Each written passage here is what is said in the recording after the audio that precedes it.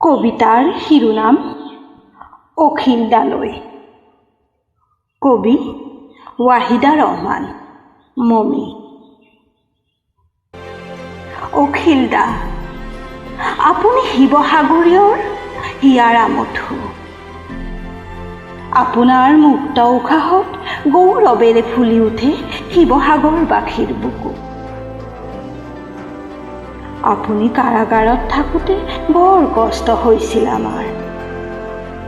কিমানজনে যে হাঁহিবলৈ পাহৰিছিল, কিমানৰ বুকুত যে অনামী বেদনাই হেঁচুকিছিল।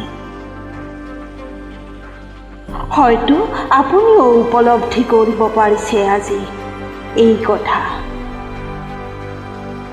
সেয়ে আজি আপোনাৰ মুখত ঘৰখনৰ জ্যেষ্ঠ সন্তানৰ দৰে আখৈ ফুটা দি ফুটিছে শিৱসাগৰৰ উন্নয়নৰ কথা।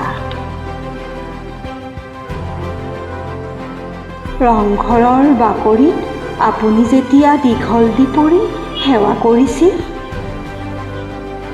অনাগত দিনৰ পৰিকল্পনালৈ প্ৰতিজ্ঞাবদ্ধ হৈছিল, আপুনি জানেনে আমাৰ বুকুবোৰ কিদৰে গৰ্বত ফুলি উঠিছিল। আপোনাক আমাৰ প্ৰতিনিধি হিচাপে নিৰ্বাচন কৰি আমি যে একো ভুল কৰা নাই, তাৰ এই প্ৰশান্তিত দুচকুৰে দুধাৰি লুটকনি কৰিছিল। নালাগে আপুনি আমাৰ ছাৰ হ'বলৈ।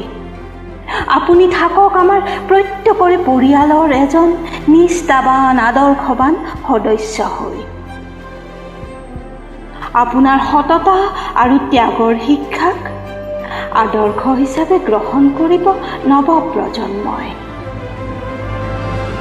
আৰু আপুনি সদায় জিলিকি থাকিব সমাজৰ আগত শিৱসাগৰবাসীৰ হিয়াৰ আমঠু হৈ, শিৱসাগৰৰ সুযোগ্য সন্তান হৈ। ধন্যবাদ।